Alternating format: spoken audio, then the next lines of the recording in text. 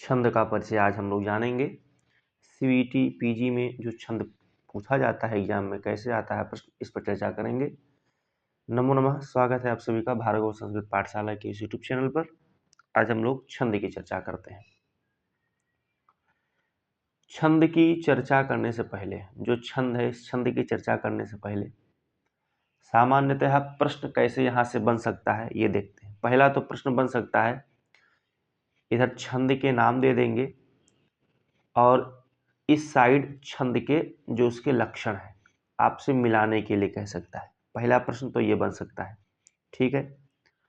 दूसरा प्रश्न छंद दे देगा और कोई उदाहरण दे देगा, एक पंक्ति पूछेगा इस पंक्ति में कौन सा छंद है ये आपको बताना है, ठीक है।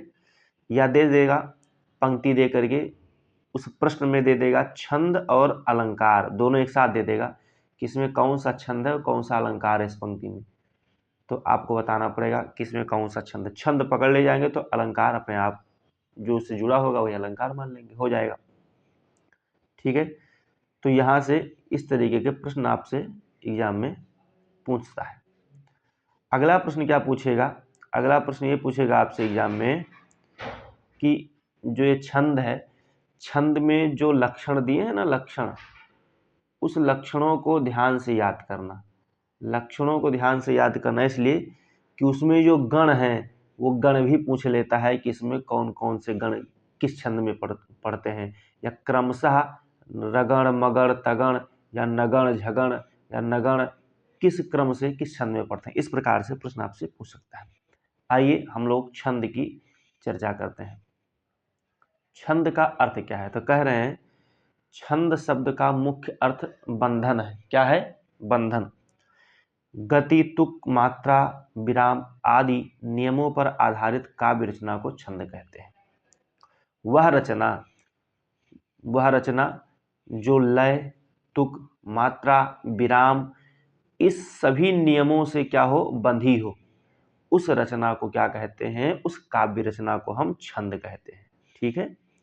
कोई काव्य है, जो काव्य लिखा गया है उस काव्य में मात्रा, लय, गति, तुक, विराम ये सब उसमें है, तो वह रचना क्या कहलाती है, छंद कहलाती है। सामान्य भाव से इसका छंद शब्द कह रहे हैं कि जो छंद शब्द है वो छंद शब्द मूल रूप से छंदस अथवा छंदः है।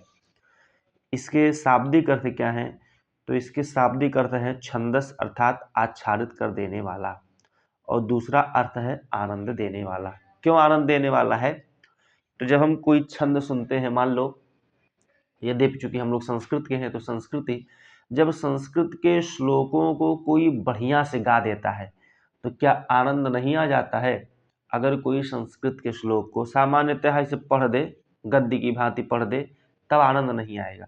लेकिन जब उन्हीं श्लोकों को गान की पद्धति से बढ़िया गा करके जब हमको बताते हैं, सुनाते हैं या पढ़ाया जाता है, तो वही हमको क्या कर देता है, आनंद दे देता है। इसलिए कह रहे हैं जो छंद है, इस छंद के दो शाब्दिक अर्थ है। पहला आच्छादित करने वाला जो ढक ले, और दूसरा आनंद देने वाला। इतना जाना, ये आपसे एग्जाम में नहीं पूछेगा, फिर भी चर्चा कर रहे हैं। अभी भी यहाँ पर चर्चा ही चल रही है। कह रहे हैं कि पद्यम चतुष्पदी तच्च वृत्तम जातिर इति द्विधा। वो जो पद्य है, पद्य चतुष्पदी, पद्य क्या है, चतुष्पदी। वो जो पद्य है या जो श्लोक है उसमें 4 पद होते हैं। कितने पद होते हैं? 4 पद। पहला पद, दूसरा पद, तीसरा पद और चौथा पद। पद से तात्पर्य चरण, 4 चरण होते हैं। कोई पद्य है या कोई श्लोक है तो उस श्लोक में 4 पद होते हैं। कितने पद होते हैं? 4 पद होते हैं। वही बता रहा है कि पद्यम चतुष्पदी। फिर कह रहे हैं कि तच्च वृत्तम जातिर इति द्विधा, और फिर वह जो पद्य है वो उसी पद्य को बता रहे हैं या उसी श्लोक को बता रहे हैं कि वह वृत्त और जाति के भेद से कितने प्रकार का होता है? 2 प्रकार का होता है, ठीक है। वृत्त और जाति के भेद से क्या होता है? 2 प्रकार का होता है। वृत्त और जाति के भेद से, ठीक है। वृत्त और जाति के भेद से वो कितने प्रकार का? 2 प्रकार का। कौन 2 प्रकार का होता है? तो कह रहे हैं वही पद्य या श्लोक। श्लोक 2 प्रकार का, क्या? वृत्त और जाति बता रहा है।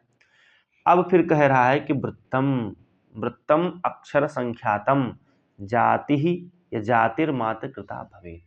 जो वृत्ति है, अब इस वृत्ति की चर्चा कर रहे हैं, कह रहे हैं कि जो वृत्ति है ये वृत्ति में अक्षर संख्या होती है, अर्थात इसमें अक्षर की गणना की जाती है वृत्ति में।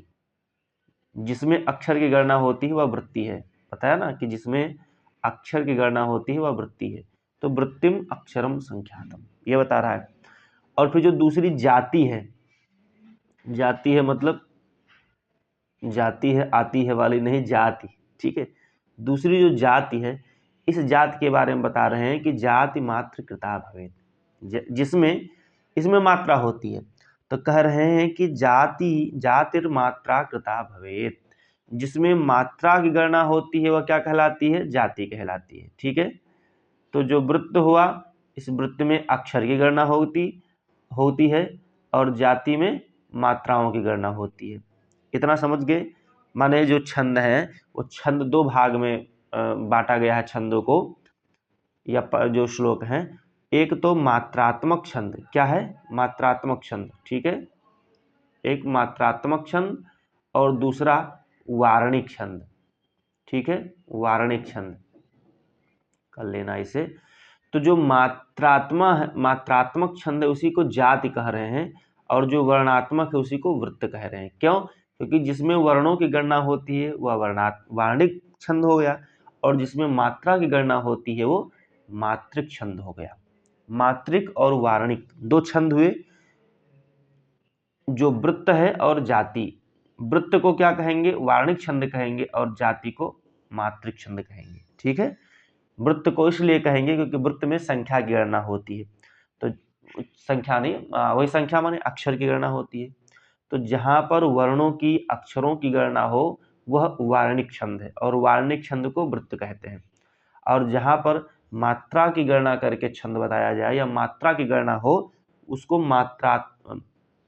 मात्रिक छंद कहते हैं, और मात्रिक छंद को जाति के नाम से भी जाना जाता है, ठीक है। इतना आपने जाना।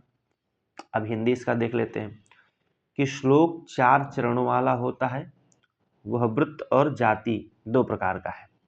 जिसमें अक्षर की गणना होती है वह वृत्ति है, और जिसमें मात्राओं की गणना होती है वह जाति है। तो जिसमें मात्रा की गणना होती है वो कौन सा छंद हुआ, वो हो गया मात्रिक छंद। क्या हो गया, मात्रिक छंद। और जिसमें अक्षरों की गणना होती है या वर्णों की गणना होती है वो हो गया वारणिक छंद। क्या हो गया, वो हो गया वारणिक छंद, ठीक है, वो हो गया वारणिक छंद। जिस वर्ण में एक मात्रा हो उसे लघु तथा जिसमें दो मात्राएं हो उसे गुरु जानना चाहिए। अब लघु और गुरु जानेंगे कैसे, तो आप देखे होंगे कि ऐसे आई टाइप का निशान बनता है, तो ये लघु का निशान है। किसका, ये लघु का निशान है। और ऐसे एक यस टाइप का बनता है निशान, तो ये गुरु का निशान है, ठीक है। जैसे उदाहरण दे रहे हैं कि मान लो यहाँ लिखा है, जो जाति लिखा है, तो जा पे बड़ा की मात्रा है, आ की मात्रा है, तो इस जा के ऊपर हम ऐसे लिख देंगे यस, ठीक है। क्यों, क्योंकि ये दीर्घ हो गया, गुरु हो गया, इसको गुरु मान लेते हैं। और जो वृत्त है ना, वा के ऊपर एक खींच देंगे ऐसे आई टाइप का निशान या एक, तो ये लघु हो गया, ठीक है। इसी को लघु और गुरु कहते हैं।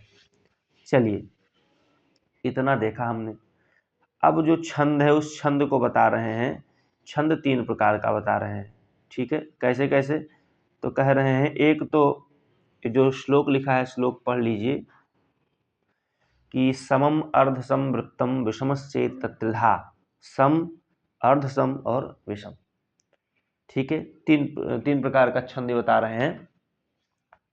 वो 3 प्रकार के छंद कैसे बता रहे हैं, तो कह रहे हैं एक तो सममात्रिक छंद, दूसरा अर्ध सममात्रिक छंद, और तीसरा इसी तरह विषम होता है, ये बता रहे हैं, ठीक है। माने सम, अर्धसम और विषम। वह जो वृत्त है, जो वृत्त है माने पद्य है या श्लोक है या छंद है, वो छंद कैसे होता है, तो उस छंद को बता रहे हैं कि सम, अर्धसमम और विषमश्चेति। जो वृत्त है या जो छंद है वो 3 तरीके के होता है, ठीक है। जो वृत्त है वो भी 3 तरीके का होता है। 3 क्या? तो पहला बता रहे हैं सम। क्या बता रहे हैं? सम। ठीक है, सम हो गया। फिर दूसरा क्या बता रहे हैं? तो दूसरा बता रहे हैं अर्धसम। ठीक है, दूसरा बता रहे हैं अर्धसम। ठीक है, दूसरा बता दिया अर्धसम, समम और अर्धसम लिखा है। फिर तीसरा बता रहे हैं, यहाँ से आधा आधा कर लो, तीसरा बता रहे हैं विषम। तीसरा क्या है? तो विषम। अच्छा, सम, अर्धसम और विषम ये क्या है? तो इसके बारे में बताएं। ये जो श्लोक पंक्ति लिखी है ना, वही पंक्ति क्या है कि समम अर्धसम वृत्तम विषमश्चेति तत्त्रिधा समम सम चतुष्पादम भवत अर्धसमम पुनः। समम ये बता रहे हैं, समम। ठीक है, ये जो पंक्ति है, ये पंक्ति मैं आपको दिखा रहा हूं। ये पंक्ति है कि समम सम चतुष्पादम। श्लोक में 4 पाद होते हैं, 1 2 3 4। ठीक है, तो जिस चरण का या जिस छंद में, जिस श्लोक में या जिस पद्य में ये चारों चरण समान हो, सेम हो, ठीक है, जितनी मात्रा पहले चरण में उतनी ही दूसरे, तीसरे और चौथे में हो। ठीक है, चाहे वर्ण हो चाहे मात्रा हो, तो चारों चरण जब एक समान होंगे तो वह सममात्रिक छंद होगा। और जब 2 चरण केवल, 1 और 2 या 2 तीसरा या चौथा, ठीक है, तो जब चारों चरण समान होंगे तो वो समान अक्षर होंगे जिसका, तो वो हो जाएगा सममात्रिक छंद या सममात्रिक छंद। ठीक है, फिर कह रहे हैं कि जिसका पहला चरण तीसरे चरण के तथा दूसरा चौथे के समान हो। माने जो पहला चरण है, ये पहला चरण तीसरे के समान हो और दूसरा चौथे के समान हो, तो वह अर्धसम होगा। क्यों? क्योंकि जो पहला वाला है ना, ये पहला, ये वाला तीसरे के समान होगा। 4 चरण होते हैं, 1 2 3 4, तो ये जो पहला है ये तीसरे के समान हो। ठीक है, और दूसरा चौथे के समान हो, तो 2 चरण बराबर हो रहे हैं। 2 चरण 1 और 3 बराबर है और दूसरा चौथा बराबर है, तो ये हो गया अर्धसममात्रिक छंद। और जिसमें जिस छंद का चारों चरण क्या हो, अलग अलग हो, 1 2 3 4, ये चारों चरण क्या हो, अलग अलग हो, ये अलग है, ये अलग है, ये अलग है, तो उसको हम क्या कहेंगे? वो विषम छंद हो जाएगा। ठीक है, यही इसमें दिखा है, यहाँ से पढ़ लीजिएगा। समम अर्धसमम वृत्तम विषमश्चेत् तत्तथा समम सम चतुष्पादम भवत अर्धसमम पुनः आदि तृतीयवत यस्य पादस्तुर्यो द्वितीयवत भिन्न चिन्ह चतुष्पादम विषमम परिकीर्तितम। यही बता रहे हैं। ठीक है, देखिए यहाँ पे लिख दिया कि वृत्त 3 तरीके का, सम, अर्धसम और विषम। सममात्रिक छंद, अर्धसममात्रिक और विषम मात्रिक। सममात्रिक उसको कहते हैं जिसमें चारों चरण समान हो। अर्धसम उस छंद को कहते हैं जिसका पहला चरण तीसरे चरण के बराबर और दूसरा चरण चौथे चरण के बराबर हो, समान हो। जिस छंद में पहला तीसरा समान हो, दूसरा चौथा समान हो, उसको अर्धसम कह दिए। और जिस चरण का पहला दूसरा तीसरा चौथा चारों चरण अलग अलग हो, तो उसको विषम मात्रिक छंद कहते हैं। ठीक है, यहां से बस इतना ही समझिए। उसके बाद अब आपके सामने आता होगा, बहुत बार सुने होंगे कि भैया छंद पढ़ रहे हैं तो यति ले लो, विराम ले लो। तो यति क्या है, विराम क्या है?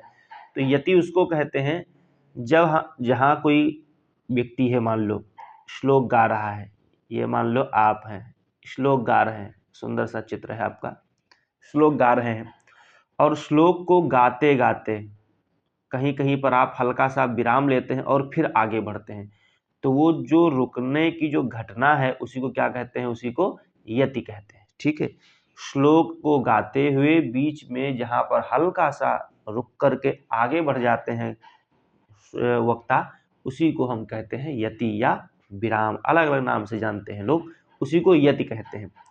उसी की यहाँ पर ये संस्कृत में लिखा है और फिर नीचे हिंदी दिया है। कहते हैं कि यति जिह्वेष्ट विश्राम स्थानम कविभिर उच्यते। कविभिर उच्यते, कवियों के द्वारा उच्यते कहा जाता है। क्या कहा जाता है? तो कह रहे हैं यति, कविभिर यति उच्यते, कवियों के द्वारा कहा जाता है। क्या कहा जाता है? उसको यति कहा जाता है। कैसे यति कहा जाता है? तो कह रहे हैं जिह्वा इष्ट विश्राम स्थान, जिह्वा की जहाँ पर इष्ट होती है, जहाँ इच्छा होती है जिह्वा की, जिह्वा अर्थात जीभ श्लोक को गाते समय या पद्य को बोलते समय जहां पर जिह्वा इच्छा पूर्वक रुक जाती है उसी स्थान को कवियों के द्वारा यति कहा गया है। कविभिर यति उच्यते। ठीक है, जहां इच्छा पूर्वक जीभ रुक जाती है वहां वहां यति होती है, ऐसा कवियों ने कहा है। ठीक है, उसके बाद आगे की पंक्ति है कि सा विच्छेद विरामाद्यई पद्यई वाच्य निज इच्छया पद्यई वाच्य। कह रहे हैं निज इच्छा, यह उच्चारण करने वाले की इच्छा पर निर्भर है। निज इच्छा, अपनी इच्छा से निर्भर करता है। जो आदमी या जो वक्ता बोल रहा है उस वक्ता के उच्चारण करने की इच्छा पर निर्भर है।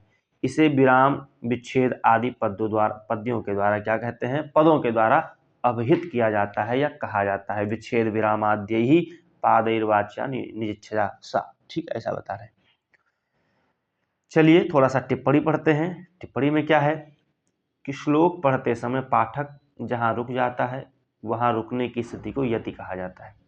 यह कभी छंद के मध्य में होती है और कभी अंत में होती है, परंतु पद की समाप्ति में होने वाली यति सुंदर मानी जाती है। पद के मध्य में होने वाली यति छंद सौंदर्य को नष्ट कर देती है, अतः पद के मध्य में यति यदि यति स्वर संधि से युक्त होती है तो वह शोभादायक बनती है। ऐसा बता रहे हैं। ये सब जितना अभी हमने पढ़ा ये सब क्या है, ये सब केवल और केवल आपका छंद के बारे में परिचय कि छंद होता क्या है, छंद किसे कहते हैं, छंद कितने प्रकार के होते हैं, वार्णिक छंद क्या है, मात्रिक छंद क्या है, ठीक है, अर्ध सममात्रिक, सममात्रिक, विषम मात्रिक छंद क्या है, यति क्या है, विराम क्या है, ये सब हुआ। अब देखो, अब यहाँ से आपके प्रश्न जो इम्पोर्टेंट आने वाले हैं एग्जाम में वो भैया शुरू हो रहे हैं। यहाँ से थोड़ा सा ध्यान दे देना और ध्यान देते रहना। ठीक है, छंद के भेद क्या है, छंद के भेद। अभी कहिए तो इस लेक्चर को बड़ा कर दें या कहिए तो इस लेक्चर को छोटा ही कर दें। छंद का सामान्य परिचय हम लोगों ने जाना है और छंद का भेद, छंद के भेद के बाद क्या है, चलो इतना बता देते हैं। ठीक है, छंद की शुरुआत कैसे करेंगे, आज छंद के भेद जान लीजिए। छंद के भेद, छंद मुख्यतः दो प्रकार के होते हैं, एक तो मात्रिक, दूसरा वार्णिक। जो अभी मैंने ऊपर बताया कि जिसमें मात्रा की गणना होती है, किसकी, मात्रा की गणना होती है, वह मात्रिक छंद। जिसमें वर्णों की या अक्षरों की गणना होती है वह वार्णिक छंद कहलाता है। ठीक है, दो प्रकार का छंद बताया। चलिए, मात्रिक छंदों में मात्राओं की गणना की जाती है, जैसे आर्या छंद। आर्या छंद मात्रिक छंद है। प्रश्न पूछ ले कि आर्या छंद जो है वह किस प्रकार का छंद है, वार्णिक अथवा मात्रिक, तो आपको बताना है कि आर्या छंद मात्रिक छंद है। क्यों, क्योंकि इसमें मात्राओं की गणना होती है। तथा वार्णिक छंदों में वर्णों की गणना होती है, जिसमें वर्णों की संख्या निश्चित होती है। वार्णिक छंदों में वर्ण गणों के हिसाब से रखे जाते हैं। 3 वर्णों के समूह को गण कहते हैं। 3 वर्ण के समूह को क्या कहते हैं, गण कहते हैं। वो गण कौन कौन से हैं, य गण, म गण, त गण, र गण, ज गण, भ गण, न गण और सगण। ये आपके गण हो गए। कितने गण हैं ये ध्यान दीजिए, 1 2 3 4 5 6 7 8, 8 गण हैं। एग्जाम में पूछ ले कि छंद शास्त्र में कितने गण हैं, तो 8 गण हैं। ठीक है, चलिए इसका एक सूत्र बताते हैं। क्या बताते हैं, सूत्र है। वो सूत्र है कि या माता राजभान सलगा। ठीक है, ये सूत्र है। अब इस सूत्र से कैसे हम गण बना सकते हैं यदि पता नहीं हो, और मान लो भगण है या ऐसे नगण लिखा है, ठीक है, नगण।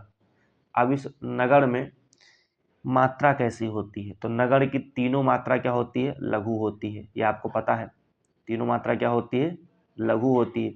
लेकिन अब कैसे नगण की तीनों मात्रा लघु होती है, क्योंकि यहाँ पर तो लिखा तो केवल नगण ही लिखा है ना भैया, और तीनों के तीनों ह्रस्व हैं, इसलिए भी मान सकते हैं ऐसा। लेकिन नहीं, जो सूत्र है इस सूत्र को हम देखेंगे। उसके बाद में आपका मगण आ गया कहाँ, मान लो आप कह दिए कि गुरुजी ये जो नगण है तीनों लघु हैं, इसलिए हमने तीनों लघु लगा दिया। तो हमने कहा ठीक है भैया लगा दी। अब आप मगण हैं, मगड़ मगड़। अब ये जो मगड़ है, अब इस मगड़ में कैसे जो ह्रस्व और लघु या ह्रस्व गुरु या लघु का जो भेद है, अब वो कैसे इसमें कैसे लगाएंगे मगड़ में। तो कह दीजिए कि इसमें भी तीनों लघु लघु हैं, इसलिए इसमें भी हम लघु लघु लगा देते हैं। लेकिन नहीं, मगड़ में जब हम मात्रा लगाएंगे तो मगड़ की तीनों मात्रा क्या होती है, तीनों मात्रा गुरु होती है। यहाँ आप देख रहे होंगे, ठीक है। तो ऐसा नहीं है कि नगर में जो है नगर के तीनों लघु लघु इसलिए हमने ऐसा लगा दिया, नहीं, ये मात्रा लगाएंगे। कैसे लगाएंगे, कब लगाएंगे, चर्चा करते हैं। तो सूत्र है या माता राजभान सलगा, ठीक है। इस सूत्र को याद कर लीजिए। अब इस सूत्र से यगण मगण तगण रगण जगण भगण नगण और सगण, ये तीनों गण बनाने हैं। कैसे बनेगा, तो सबसे पहले हम यगण की चर्चा करते हैं। किसकी चर्चा करते हैं, यगण की, ठीक है। यगण की चर्चा करते हैं। सूत्र है या माता राजभान सलगा, ठीक है। या माता राजभान सलगा, तो तीन तीन वर्णों को लेना है। तो सबसे पहले हम या माता लेंगे। क्या लेंगे, या माता, ठीक है। या माता, तीन अक्षर ले लिया, या माता, ठीक है। अब जो आगे या है इससे हम क्या बनाएंगे, यगण, यगण हो जाएगा, ठीक है। आगे के जो अक्षर है उसको लेकर के पीछे गण लगा देंगे, हर में, हर उसमें लगा देंगे। जैसे अब इसमें माँ ले लिए और पीछे गण लगा दिए तो मगण हो गया। ता ले लिए, गण लगा दिए, तगण हो गया। ये ऐसा मगड़ यगड़ तगड़ बन जाएगा। लेकिन अब ये मात्रा जो ह्रस्व और लघु वाला जो है ये बनेगा कैसे, तो सबसे पहले हम देख रहे हैं, किसको देख रहे हैं, सबसे पहले हम सबसे पहले यगण को देख रहे हैं, ठीक है। किसको देख रहे हैं, यगण को देख रहे हैं। चलिए यगण को हम देख रहे हैं, यगण को, ठीक है। अब हमने देखा कि यहाँ से हमने तीन ले लिया है या माता राजभान सलगा में से, ठीक है। या माता राजभान सलगा में से तीन वर्णों को लिया, या माता राजभान को, ठीक है। या माता तीन ले लिए। अब तीन में देखिए या लघु है, ठीक है। इसको हम क्या करते हैं, पहले इसको मिटा देते हैं, फिर आपको दिखाते हैं। चलो हो जाएगा काम। या जो है, या क्या है, लघु है। तो लघु का मात्रा हमने बताया था कि ऐसे बनता है। फिर ये जो माँ है ये दीर्घ है और ता भी दीर्घ है। दीर्घ से तात्पर्य गुरु, तो ये माँ दीर्घ है तो दीर्घ ऐसे बन जाएगा। ता भी दीर्घ है तो इसको भी ऐसे कर देंगे। ये देखिए ये गण हो गया, ये किसका, तो ये गण का बन गया। इसी तरीके से जब हम मगण की चर्चा करेंगे, किसकी चर्चा करेंगे, मगण की, ठीक है। अब देखो मान लो हमको मगड़ बनाना है, ठीक है, मगड़ की चर्चा करनी। तो अब हमने तीन या माता ले ही लिया था। अब यगण बन गया तो या को छोड़ देंगे, फिर माँ से शुरू करेंगे। तो माँ से तीन अक्षर लेंगे, माँ त र, क्या लेंगे, माँ ता और रा, ठीक है। माँ तारा, देखो जो यहाँ लिखा है वही ले रहा हूँ, माँ तारा। अब माँ से क्या हो जाएगा, माँ से हो जाएगा मगण, क्या हो जाएगा, मगण, मगण हो गया, ठीक है भैया, मगण हो गया। देखो माँ जो है वो क्या है, माँ दीर्घ है माने गुरु है, तो इसको ऐसे करेंगे। ता भी गुरु है तो ये भी कर देंगे। रा भी क्या है, गुरु है, ये भी कर देंगे, ठीक है। तो ये बन गया मगण का, ठीक है। ये आपका मगण का बन गया। इसी प्रकार से जो लिखा है आप समझ लीजिए, जो या माता राजभान सलगा है ये सूत्र है। इस सूत्र से तीन तीन को लेंगे, या माता, माँ तारा, पहले या का लेंगे तो या माता, फिर माँ तारा, फिर ता से तारा जा, रा से र जा भा, जा से जा भा न, भा से भा न स, ना से न स ल, और सा से स लगा। और जो अंतिम में ला और गा है तो ला से होता है लघु और गा से होता है आपका गुरु, ठीक है, ये बता रहे हैं। चलें, अब जो मात्रा है ये यहाँ से ये ध्यान देने वाली बात है, आपसे एग्जाम में ये पूछेगा कि यगण में, जो यगण है उसमें किस प्रकार का वो गण होता है, मात्रा कैसे लगी होती है। तो यगण की आगे की मात्रा लघु होती है और शेष दीर्घ होती है। मगध में तीनों जो उसके अक्षर होते हैं वो तीनों क्या होते हैं, गुरु होते हैं, ठीक है, सर्वगुरु, तीनों अक्षर गुरु होते हैं। तगण का क्या होता है, तो अंत लघु होता है तगण का, ठीक है, अंत लघु। ये यहाँ पर मिसप्रिंट हो गया है, इसको क्या करना, आप इस तरीके के लिखना लघु का, ठीक है। जो तगण है तगण आप इस प्रकार से लिख लेंगे। सीताराम। रगण जो है, रगण में मध्य में लघु होता है, जगण में मध्य में गुरु होता है, भगण में आदि गुरु होता है, नगण में तीनों लघु होते हैं, सगण में अंत में गुरु होता है। ठीक है, यहाँ से भी कुछ सामान्य प्रश्न यहाँ से बन सकता है।